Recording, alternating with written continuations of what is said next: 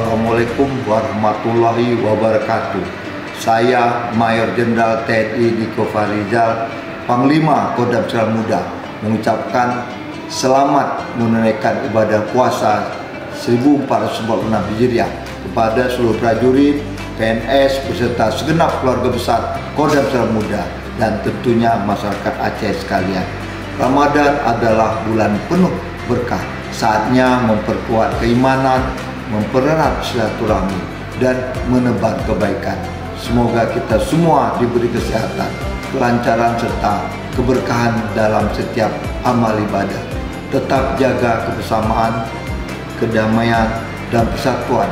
Mari jadikan Ramadan ini sebagai momentum untuk menjadi pribadi yang lebih baik. Wassalamualaikum warahmatullahi wabarakatuh.